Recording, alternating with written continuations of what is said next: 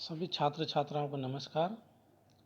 आज की कक्षा में हम पिछली 2 कक्षाओं से जो विषय चल रहा है उसी पर चर्चा करेंगे। और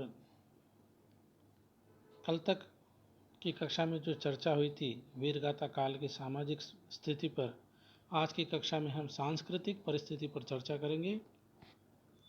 हिंदी साहित्य का आदिकाल उस समय आरंभ हुआ जब भारतीय संस्कृति उत्कर्ष के परम शिखर पर आरूढ़ हो चुकी थी और जब उसने भक्ति काल को अपना दायित्व सौंपा, उस समय भारत में मुस्लिम संस्कृति के स्वर्ण शिखर स्थापित होने लगे थे। इस प्रकार आदिकाल को 2 संस्कृतियों के संक्रमण एवं ह्रास की गाथा कहा जा सकता है। भारत में मुस्लिम संस्कृति के परिवेश के समय यहाँ के विभिन्न जातियों, मतों, आचारों, विचारों आदि में दीर्घकाल से चली आ रही समन्वय की एक व्यापक प्रक्रिया पूर्णता को पहुँच रही थी। हर्षवर्धन के विशाल साम्राज्य ने हिंदू धर्म और संस्कृति को राष्ट्रव्यापी एकता का आधार दिया।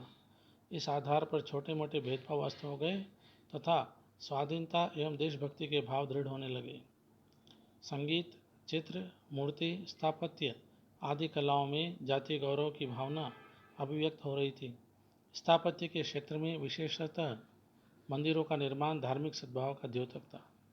भुवनेश्वर, खजुराहो, पुरी, सोमनाथपुर, बेल्लोर, कांची, तंजौर आदि स्थानों पर अनेक भव्य मंदिर आदिकाल के आरंभ के समय ही बनाए गए थे। आबू का जैन मंदिर, जो भारतीय स्थापत्य का बेजोड़ नमूना है, 11वीं शताब्दी की महत्वपूर्ण देन है।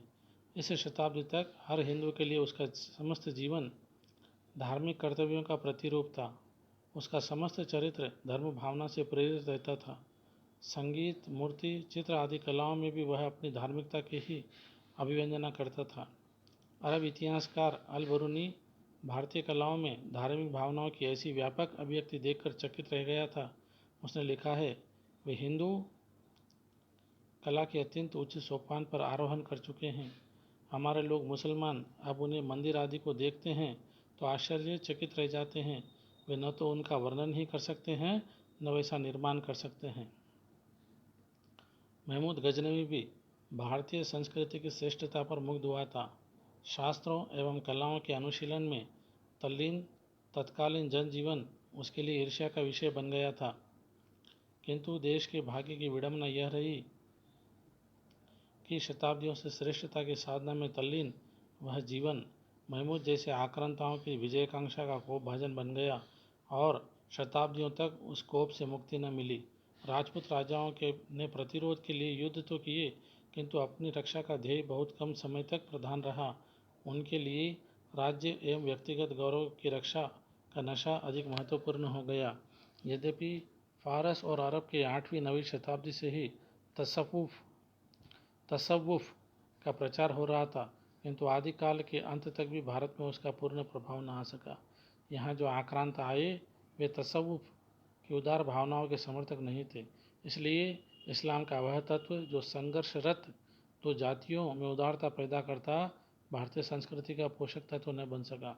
स्पष्टतः 2 संस्कृतियाँ एक दूसरे के सामने मानसिक तनाव की स्थिति में खड़ी एक दूसरे को शंका की दृष्टि से देखते रहे। आदिकाल में भारतीय संस्कृति का जो स्वरूप मिलता है वह परंपरागत गौरव से विच्छिन्न तथा मुस्लिम संस्कृति के गहरे प्रभाव से निर्मित होता है। तत्कालीन जनजीवन के हर स्वरूप पर इस संस्कृति की व्यापक छाप मिलती है। उत्सव, मेले, परिधान, आहार, विवाह, मनोरंजन आदि सब में मुस्लिम रंग मिल गया है। संगीत, चित्र, वास्तु एवं मूर्ति कलाओं पर एक ऐसा पर्दा मिलता है जिसके भीतर भारतीय परंपरा धीरे धीरे क्षय होती गई। इस काल में संगीत के क्षेत्र में नए प्रयासों का प्रतीक सन 1237 में रचित संगीत रत्नाकर नामक ग्रंथ है। यह अवश्य है कि इस्लामी संगीत के माध्यम से इस काल में कुछ नए वाद्य यंत्रों से भारतीय संगीत का परिचय हुआ, जिनमें सारंगी, तबला एवं अलगोजा मुख्य हैं। गायन, वादन और नृत्य पर तो स्पष्टतः मुस्लिम प्रभाव की गहरी छाप मिलती है, किंतु ये कलाएं भी युद्धों के कारण विशेष आदर नहीं पा सकी। इन्हें राज दरबार में प्रतिष्ठा तब मिली जब मुस्लिम शासन की नींव सुदृढ़ होने लगी और तभी मुस्लिम बादशाहों का अनुकरण करके हिंदू राजाओं ने भी अपने दरबारों में इन कलाओं को प्रवेश दिया। स्थापत्य के क्षेत्र में इस काल में ऊंची मीनारें यथा कुतुब मीनार तथा ऊंचे दरवाजे जो मस्जिदों में मिलते हैं बनाए गए, जिन पर स्पष्टतः मुस्लिम कला का गहरा प्रभाव है। चित्रकला के क्षेत्र में इस काल के अंत में जो थोड़ा बहुत कार्य हुआ उस पर भी मुस्लिम प्रभाव पाया जाता है। हिंदू कलाकार अजंता की शैली को भूलते जा रहे थे, जो मुस्लिम विचारों और भावनाओं को भारतीय रेखाओं में अटपटे रंगों में भर रहे थे। राजपूत राजाओं के दरबार में मुस्लिम प्रभाव से चित्रकला की जो शैली आरंभ हुई, उसका विकास आदिकाल के पश्चात ही अधिक हो सका। जहाँ तक मूर्तिकला का प्रश्न है, मुस्लिम शासक मूर्ति पूजा के विरोधी थे। आदिकाल के आरंभ तक निर्मित अधिकांश मूर्तियाँ धर्म से प्रभावित थी, अतः इस्लामी शासन की स्थापना से मूर्तिकला को दोहरा धक्का लगा। एक तो पुरानी मूर्तियाँ नष्ट भ्रष्ट की गई, दूसरे नई मूर्तियों के निर्माण की संभावना कम हुई। राजपूत राजाओं को भी मूर्तिकला के विकास के लिए न तो अवसर मिलता था, न उनमें उतनी रुचि ही शेष रह गई थी। इस प्रकार आदिकाल की भारतीय संस्कृति उत्कर्ष प्राप्त निजी परंपरा के ह्रास तथा इस्लाम के सम्मिश्रण की एक ऐसी कहानी है जिसमें कलात्मक चेतना का मुक्त और जीवंत स्वरूप बहुत कम मिलता है। साहित्यिक वातावरण इस काल में साहित्य रचना की 3 धाराएं बह रही थी। प्रथम धारा संस्कृत साहित्य की थी, जो एक परंपरा के साथ विकसित होती जा रही थी। दूसरी धारा का साहित्य प्राकृत एवं अपभ्रंश में लिखा जा रहा था। तीसरी धारा हिंदी भाषा में लिखे जाने वाले साहित्य की थी।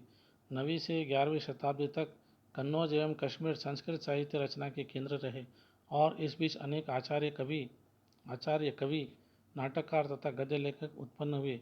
आनंदवर्धन, अभिनव गुप्त, कुंतक, क्षेमेंद्र, भोजदेव, मम्मट, राजशेखर, विश्वनाथ, भवभूति, श्रीहर्ष तथा जयदेव इसी युग की देन है। इसी काल में शंकर, कुमारिल भट्ट, भास्कर, रामानुज आदि आचार्य हुए। संस्कृत के अतिरिक्त प्राकृत एवं अपभ्रंश का श्रेष्ठ साहित्य भी प्रभुत मात्रा में इसी युग में लिखा गया। जैन आचार्यों ने मध्य प्रदेश के पश्चिमी सीमांत क्षेत्र में रहकर संस्कृत के पुराणों को नए रूपों में प्रस्तुत किया। उन्होंने अपनी रचनाओं के लिए प्राकृत अपभ्रंश के साथ पुरानी हिंदी को भी माध्यम बनाया। इसी प्रकार पूर्वी सीमांत प्रसिद्धों ने अपभ्रंश के साथ लोक भाषा हिंदी को रचनाओं में प्रयुक्त किया। इस काल का साहित्य स्पष्टतः राजा, धर्म और लोक के 3 आश्रय में विभाजित हो चुका था। इनकी भाषाएं भी प्राय निश्चित हो चुकी थी। संस्कृत प्रधानतः राज प्रवृत्ति को सूचित करती थी, अपभ्रंश धर्म की भाषा बन गई थी तथा हिंदी जनता की मानसिक स्थितियों एवं भावनाओं का प्रतिनिधित्व कर रही थी। संस्कृत के कवियों एवं लेखकों को तत्कालीन परिस्थितियां अधिक प्रभावित नहीं करती थी। वे काव्य और शास्त्र के विनोद में ही अपनी रचनात्मक प्रतिभा का उपयोग कर रहे थे। प्राकृत तथा अपभ्रंश के कवि एवं लेखक धर्म प्रचार में लगे हुए थे। साहित्य तत्व उनकी रचनाओं का सहायक अंग था। केवल हिंदी ही इस काल की ऐसी भाषा थी जिसमें तत्कालीन परिस्थितियों की प्रतिक्रिया प्रत्यक्ष और अप्रत्यक्ष रूप में मुखर हो रही थी। इसके पश्चात हम आचार्य रामचंद्र शुक्ल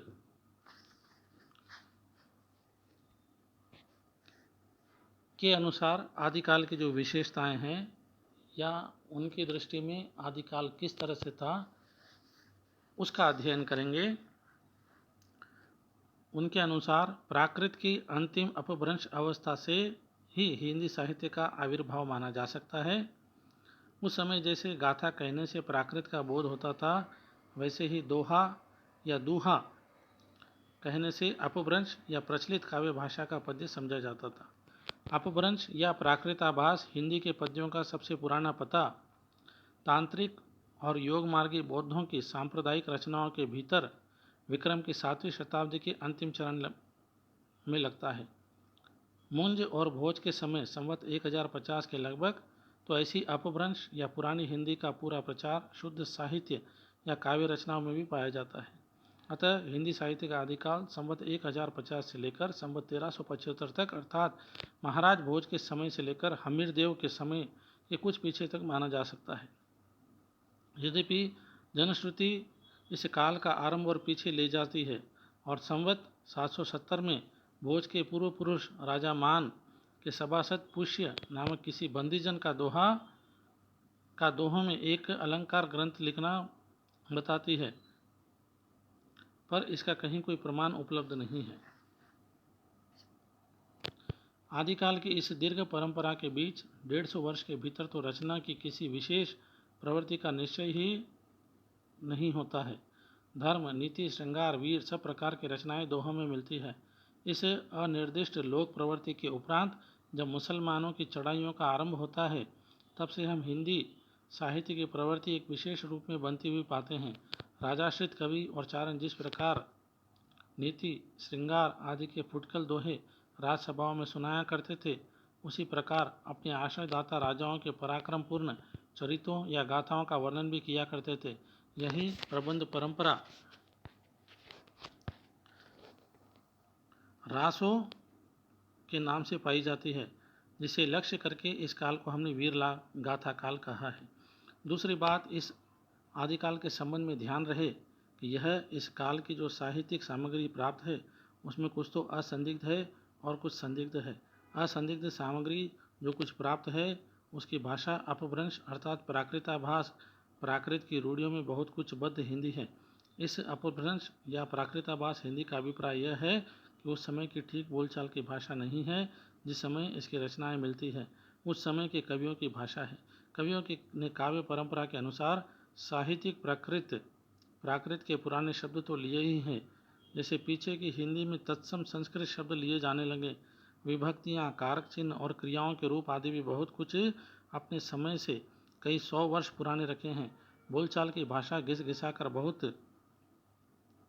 बिल्कुल जिस रूप में आ गई थी, सारा वही रूप न लेकर कवि और चारण आदि भाषा का बहुत कुछ वह रूप व्यवहार में लाते थे जो उनसे 100 वर्ष पहले से ही कवि परंपरा रखती चली आती थी। अपभ्रंश के जो नमूने हमें पद्यों में मिलते हैं, उस काव्य भाषा के हैं जो अपने पुरानेपन के कारण बोलने की भाषा से कुछ अलग बहुत दिनों तक आदिकाल के अंत क्या उसके पीछे तक पोथियों में चलती रही। विक्रम की 14वीं शताब्दी के मध्य में एक और तो पुरानी परंपरा के कोई कवि संभवतः शारंगधर हम्मीर की वीरता का वर्णन ऐसी भाषा में कर रहे थे, चलिए वीर हम्मीर पाव भर मेइनी कंपई, दिग्मग नह अंधार धूलि सुर रह अच्छाई। दूसरी ओर खुसरो मियाँ दिल्ली में बैठे ऐसी बोलचाल की भाषा में पहेलियाँ और मुकरियाँ कर रहे थे। एक नार ने अचरज किया, सांप मार पिंजरे में दिया। इसी प्रकार 15वीं शताब्दी में एक और तो विद्यापति बोलचाल की मैथिली के अतिरिक्त इस प्रकार की प्राकृताभास पुरानी काव्य भाषा भी बनते रहे। बालचंद बिज्जावई भाषा दूह नहीं लग गई दुज्जन हासा। और दूसरी ओर कबीर अपनी अटपटी वाणी इस बोली में सुना रहे थे, अगिन जो लागी नीर में कंदो जलिया झारी, उत्तर दक्षिण के पंडिता रहे बिचारे बिचारे। सारांश यह है कि अपभ्रंश की यह परंपरा विक्रम की 15वीं सदी के मध्य तक चलती रही। एक ही कवि विद्यापति ने 2 प्रकार की भाषा का व्यवहार किया, पुरानी अपभ्रंश भाषा का और बोलचाल की देशी भाषा का। इन दोनों भाषाओं का भेद विद्यापति ने स्पष्ट रूप से सूचित किया है। देशील बयाना सब जन मिठा तय तैसन जपो अवहट्टा, अर्थात देशी भाषा बोलचाल की भाषा सबको मीठी लगती है, इससे वैसा ही अपभ्रंश देशी भाषा का मिला हुआ मैं कहता हूँ। विद्यापति ने अपभ्रंश से भिन्न प्रचलित बोलचाल की भाषा को देशी भाषा कहा है। अतः हम भी इसी अर्थ में इस शब्द का प्रयोग कहीं कहीं आवश्यकता अनुसार करेंगे। इस आदिकाल के प्रकरण में पहले हम अपभ्रंश की रचनाओं का संक्षिप्त उल्लेख करके तब देशी भाषा की रचनाओं का वर्णन करेंगे। अब जो है हम चर्चा अपभ्रंश भाषा काव्य की करेंगे। जब से प्राकृत बोलचाल की भाषा न रह गई थी, तभी से अपभ्रंश साहित्य का आविर्भाव समझना चाहिए। आचार्य शुक्ल के अनुसार पहले जैसे गाथा या गाहा कहने से प्राकृत का बोध होता था, वैसे ही पीछे दोहा या दूहा कहने से अपभ्रंश या लोक प्रचलित काव्य भाषा का बोध होने लगा। इससे पुरानी प्रचलित काव्य धारा में नीति, श्रृंगार, वीर आदि कविताएं तो चली ही आती थी। जैन और धर्माचार्य अपने मतों की रक्षा और प्रचार के लिए भी इसमें उपदेश आदि की रचना करते थे। प्राकृत से बिगड़कर जो रूप बोलचाल की भाषा में ग्रहण किया, वह भी आगे चलकर कुछ पुराना पड़ गया और काव्य रचना के लिए रूढ़ हो गया। अपभ्रंश नाम उसी समय से चला। जब तक भाषा बोलचाल में थी तब तक वह भाषा या देश भाषा ही कहलाती रही। जब वह भी साहित्य की भाषा हो गई तब उसके लिए अपभ्रंश शब्द व्यवहार होने लगा। भरत मुनि विक्रम तीसरी शताब्दी ने अपभ्रंश नाम न देकर लोक भाषा को देश भाषा ही कहा।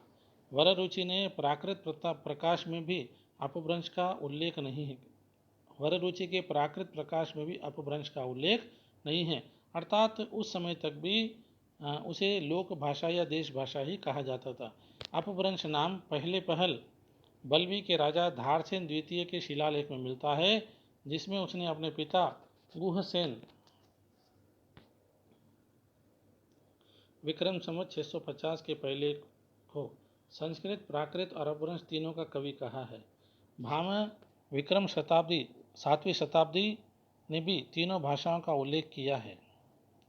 बाण ने हर्ष रचित में संस्कृत कवियों के साथ भाषा कवियों का भी उल्लेख किया है।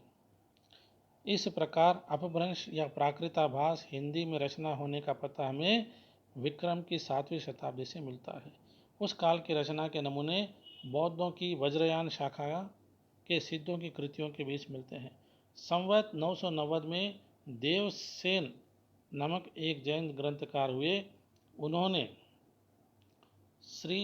भी श्रावकाचार नामक एक पुस्तक में दोहों में बनाई थी, जिसकी भाषा अपभ्रंश का अधिक प्रचलित रूप लिए हुए हैं, जिसे जो जिन शासन भाषियऊ सो मई कहेऊ सारू, जो पाले सही भाव करी सो सरी पावई पारू। इन्हीं देवसेन ने दब्ब सहाय प्रयास द्रव्य स्वभाव प्रकाश नामक एक और ग्रंथ दोहों में बनाया था, जिसके पीछे से माइल्य धवल ने गाथा या साहित्य की प्राकृत रूपांतर किया। इसके पीछे तो जैन कवियों की बहुत सी रचनाएं मिलती है, जैसे श्रुति पंचमी कथा, योगसार, जसहर चर्यु, नय कुमार चर्यु इत्यादि। ध्यान देने की बात यह है कि चरित्र काव्य या आख्यान काव्य के लिए अधिकतर चौपाई दोहे की पद्धति ग्रहण की गई। पुष्पदंत संवत 1032 के आदि पुराण और उत्तर पुराण चौपाइयों में ही है। उसी काल के आसपास का जसहर चर्यु यशोधर चरित्र भी चौपाइयों में रचा गया है।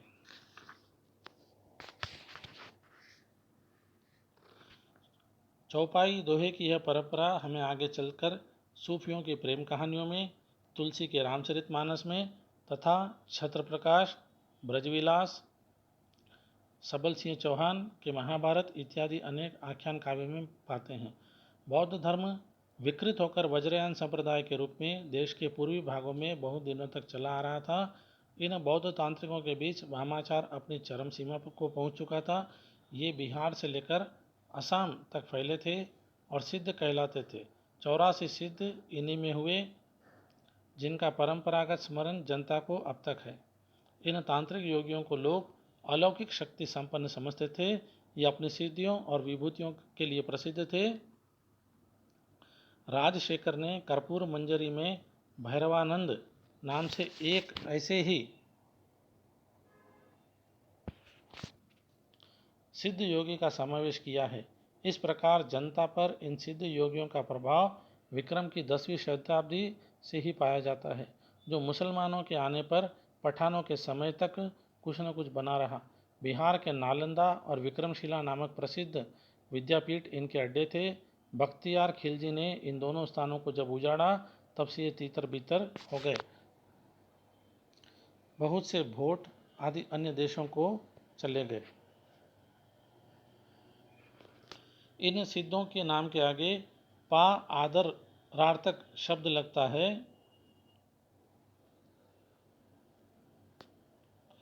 वज्रयान शाखा में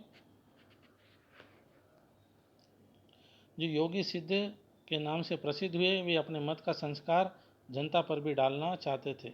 इससे वे संस्कृत रचनाओं के अतिरिक्त अपनी अपभ्रंश मिश्रित देश भाषा या काव्य भाषा में भी बराबर सुनाते रहे। उनकी रचनाओं का एक संग्रह पहले महामहिम हरप्रसाद शास्त्री ने बंगला अक्षरों में बौद्ध गान ओ दोहा के नाम से निकाला था। पीछे त्रिपिटकाचार्य राहुल सांकृत्यायन जी भोट देश में जाकर सिद्धों की बहुत सी रचनाएं लाए। यहाँ पर भोट देश का तात्पर्य हम तिब्बत से लेते हैं।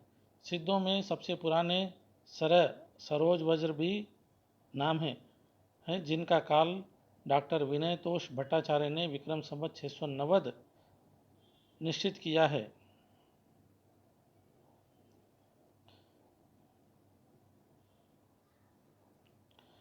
अंत और उनकी रचना के कुछ नमूने यहाँ पर देखिए। अंत साधना पर जोर और पंडितों को फटकार लगाते हुए कहते हैं, पंडिय सल सत्य बखानई दे रुद्र बसंत न जानई अमना गमन न तेन विखंडित तो भी निलज्जई बनई हऊ पंडित।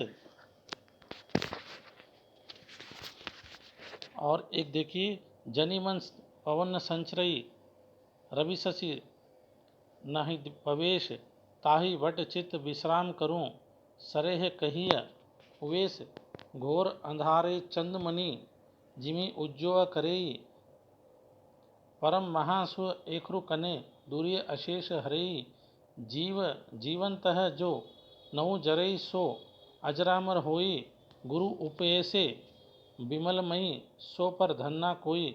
दक्षिण मार्ग छोड़कर वाम मार्ग ग्रहण करने का उपदेश देते हुए कहते हैं, नादन बिंदुन रवीन शशि मंडल चियरा सहाबे मुकल उजुरे उजू छाड़ी माँ लेहुरे बंक नियारे बोही माँ जाहुरे रंक। और लुहिपा या लुईपा संवत 1830 के आसपास जिनका जो थे के गीतों के कुछ उदाहरण देखिए। का तरुअर पंच विडाल पंच चंचल पिए पैठो काल दीट करिय महासुह परिमान भूई लुई भनई गुरु पुछिय जान।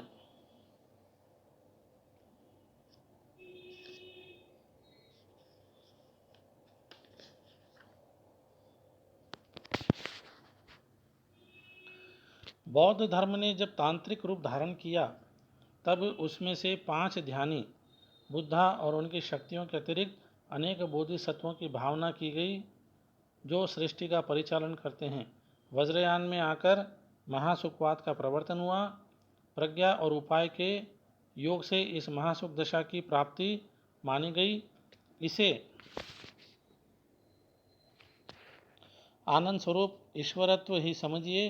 निर्वाण के 3 अवयव ठहराए गए, शून्य, विज्ञान और महासुख। उपनिषद में तो ब्रह्मानंद के सुख के परिणाम का अंदाजा करने के लिए उसे सहवास सुख से 100 गुना कहा था, पर वज्रयान में निर्वाण के सुख का स्वरूप ही सहवास सुख के समान बताया गया। शक्तियों सहित देवताओं ने युगनद स्वरूप की भावना चली और उनकी नग्न मूर्तियां सहवास की अनेक अश्लील मुद्राओं में बनने लगी जो कहीं कहीं अब मिलती है। रहस्य या गुह्य की प्रवृत्ति बढ़ती गई और गुह्य समाज या स्त्री समाज स्थान स्थान पर होने लगे। ऊंच नीच कई वर्ण की स्त्रियों को लेकर मद्यपान के साथ अनेक विभत्स विधान वज्रयानियों की साधना के प्रधान अंग थे। सिद्धि प्राप्त करने के लिए किसी स्त्री का, जिसे शक्ति योगिनी या महामुद्र कहते हैं, योग या सेवन आवश्यक था। इसमें कोई संदेह नहीं कि जिस समय मुसलमान भारत में आए उस समय देश के पूर्वी भागों में बिहार, बंगाल और उड़ीसा में धर्म के नाम पर दुराचार फैला था। रहस्यवादियों की सार्वभौम प्रवृत्ति के अनुसार ये सिद्ध लोग अपनी वाणियों के सांकेतिक दूसरे अर्थ भी बताया करते थे, जैसे का तरुअर पंचबिडाल। पंचबिडाल बौद्ध शास्त्र में निरूपित पंच प्रतिबंध आलस्य, हिंसा, काम, चिकित्सा और मोह। ध्यान देने की बात है कि विकारों की यही 5 संख्या निर्गुण धारा के संतों और हिंदू के सूफी कवियों ने ली। हिंदू शास्त्रों में विकारों की बंदी संख्या 6 है।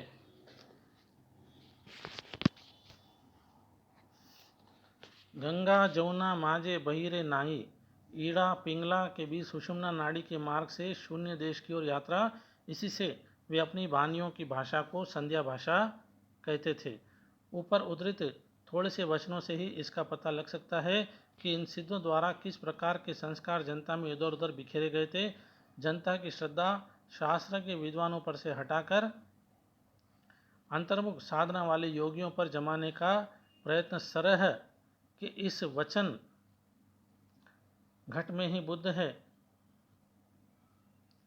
यह नहीं जानता, आवागमन को भी खंडित नहीं किया तो भी निर्लज्ज कहता है कि मैं पंडित हूँ, मैं स्पष्ट झलकता है।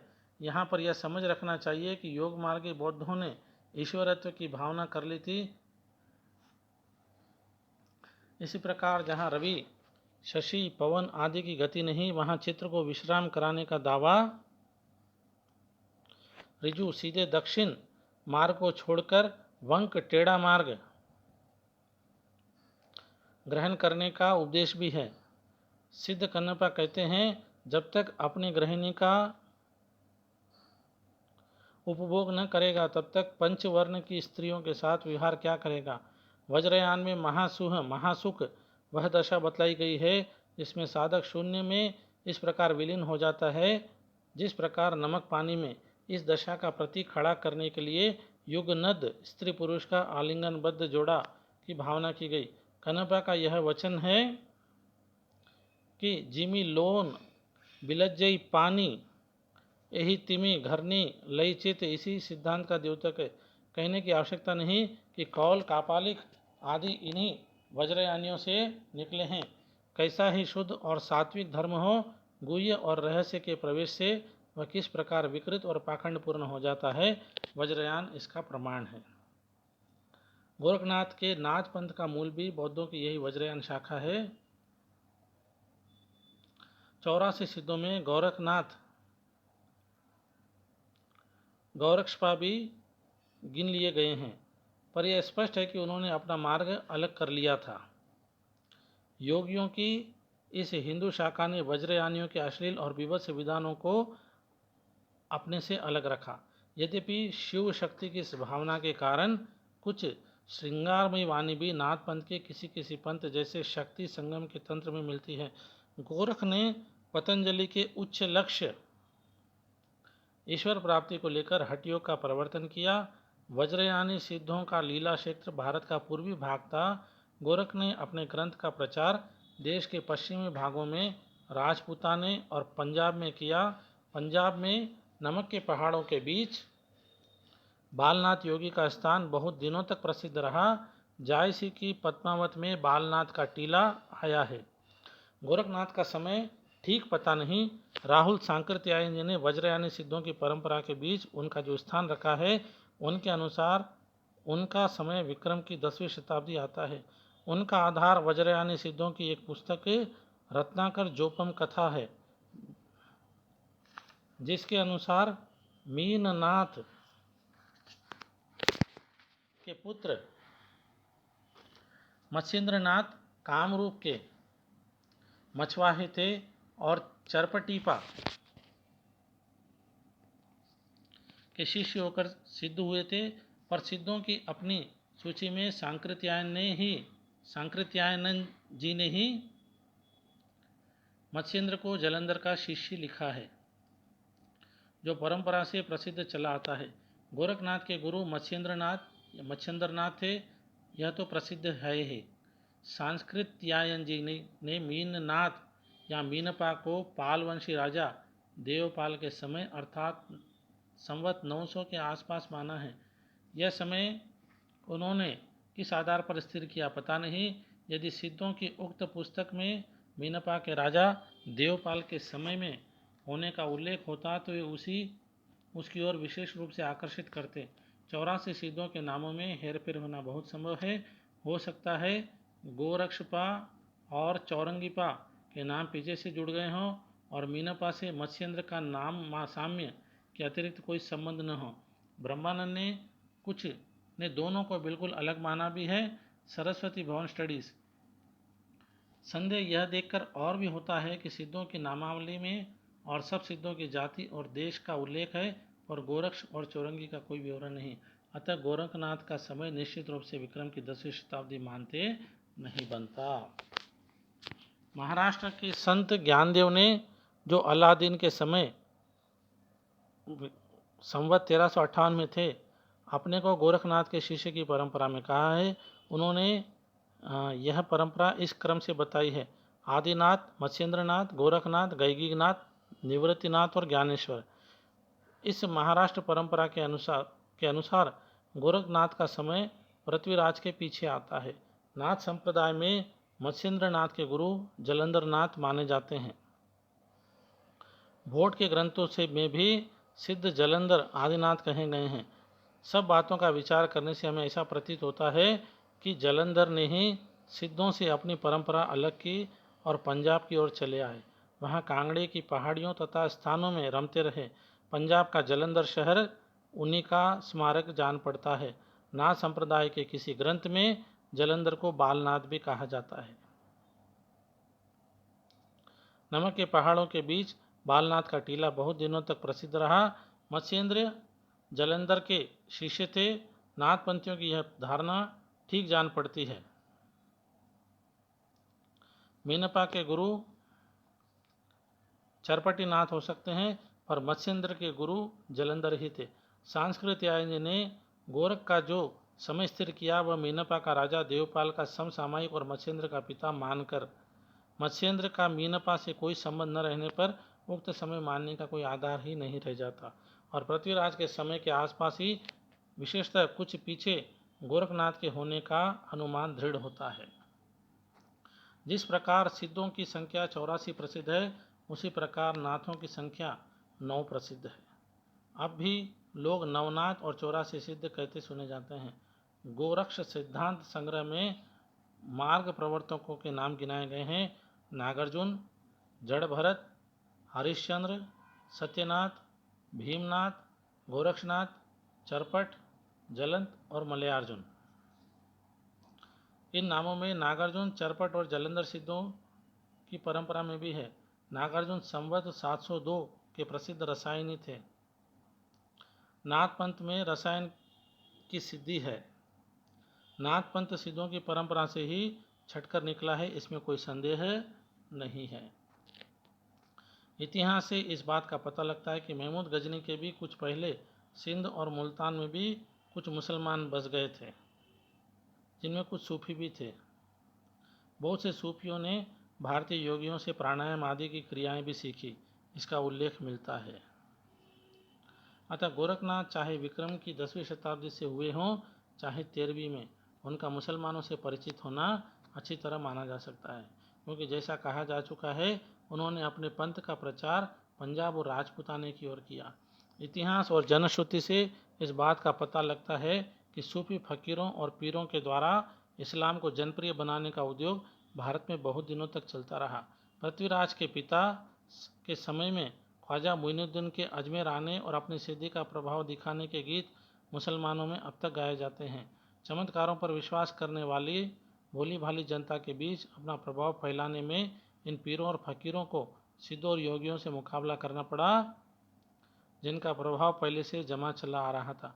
भारतीय मुसलमानों के बीच विशेषतः सूफियों की परंपरा में ऐसी अनेक कहानियाँ चली, जिनमें किसी पीर ने किसी सिद्ध या योगी को करामात में पछाड़ दिया। कई योगियों के साथ ख्वाजा मुइनुद्दीन का भी ऐसा ही करामाती दंगल कहा जाता है।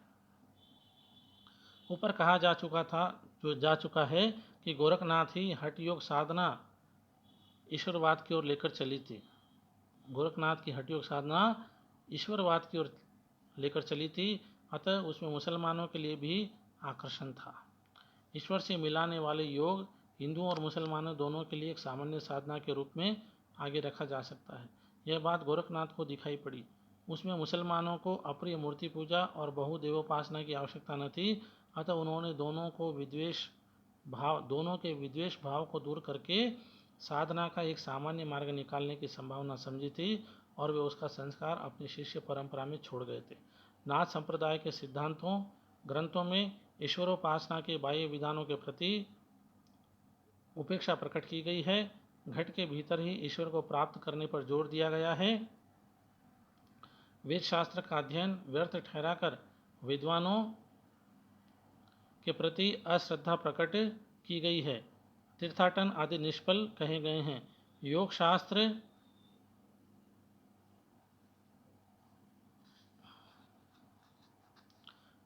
शास्त्रम पठेन् नित्यं कृमन्ये शास्त्र विस्तरयः न वेदो वेद इत्याहुर्वेदा वेदो निगद्यते परमात्मा विद्यते येन स वेदो वेद उच्यते न संध्या संधिरित्युयाहुः संध्या संधिर निगद्यते सुषुम्ना संदिगः प्राणः सा संध्या संधिरुच्यते। अंत साधना के वर्णन में हृदय दर्पण कहा गया है, जिसमें आत्मा के स्वरूप का प्रतिबिंब पड़ता है। हृदय दर्पणम सयस्य मनस्तत्र विलोकयेत दृश्यते प्रतिबिंबेन आत्मरूपम सुनिश्चितम। परमात्मा की अनिर्वचनीयता इस ढंग से बताई गई है, शिवम न जानामि कथम वदामि, शिवम न जानामि कथम वदामि। इस संबंध में सिद्ध लोहिपा भी कहे गए हैं, भाव न होई अभाव न होई ऐसे संबोहे की को पतियाई। नाद और बिंदु संज्ञाएं वज्रयान सिद्धों में बराबर चलती रही। गोरख सिद्धांत में उनकी व्याख्या इस प्रकार की गई है, नाथांशो नादो नादांश प्राण शक्त्यंशो बिंदु बिंदोरांश शरीरम। गोरक्षनाथ सिद्धांत ग्रह।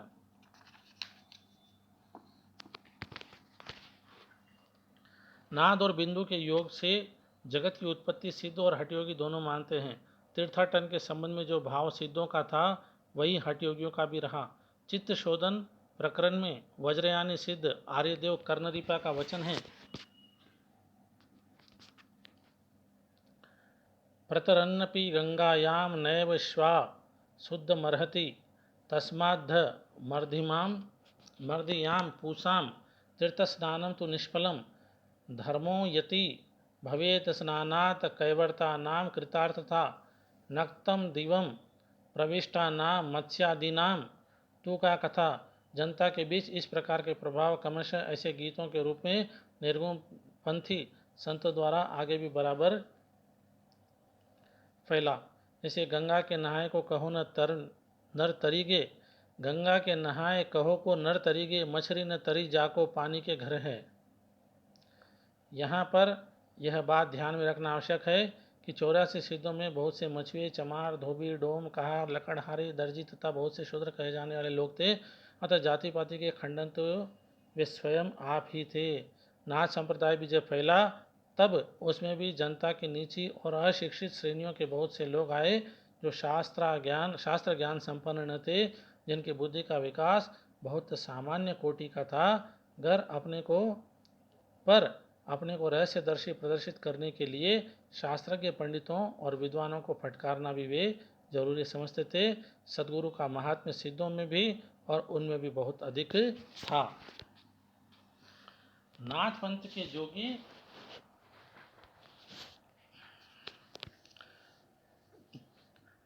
के जोगी कान की लौ में बड़े बड़े छेद करके स्फटिक के भारी कुंडल पहनते थे, इनसे कनफटे कहलाते थे। जैसा पहले कहा जा चुका है, इस पंथ का प्रचार राजपूताने तथा पंजाब की ओर ही अधिक रहा। अतः जब मत के प्रचार के लिए इस पंथ में भाषा के भी ग्रंथ लिखे गए,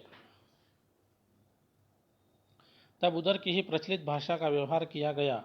उन्हें मुसलमानों को भी अपनी बानी सुनानी रहती थी और जिनकी बोली अधिकतर दिल्ली के आसपास की खड़ी बोली थी, इससे उसका मेल भी उनकी बानियों में अधिकतर रहता था। इस प्रकार नाथ पंथ के इन जोगियों ने परंपरा साहित्य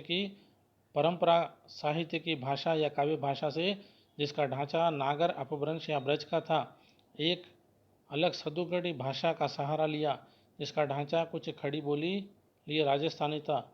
देश भाषा की इन पुस्तकों में पूजा, तीर्थाटन आदि के साथ हज, नमाज आदि का भी उल्लेख पाया जाता है। इस प्रकार की एक पुस्तक का नाम है काफिर बोध। नाथ पंथ के उपदेशों का प्रभाव हिंदुओं के अतिरिक्त मुसलमानों पर भी प्रारंभ काल में ही पड़ा। बहुत से मुसलमान निम्न श्रेणी के ही सही नाथ पंथ में आए। अब भी इस प्रदेश में बहुत से मुसलमान जोगी गेरुआ वस्त्र पहने, गुदड़ी की लंबी झोली लटकाए, सारंगी बजा बजाकर कली में अमर राजा भरतरी के गीत गाते फिरते हैं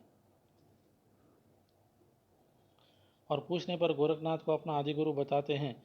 ये राजा गोपीचंद के भी गीत गाते हैं, जो बंगाल के चटगांव के राजा थे और जिनकी माता मैनावती कहीं गोरख की शिष्या और कहीं जलंधर की शिष्या कही गई है। देश भाषा में लिखे गोरख पंथ की पुस्तकें गद्य और पद्य दोनों में हैं और विक्रम संवत 1400 के आसपास की रचनाएं हैं।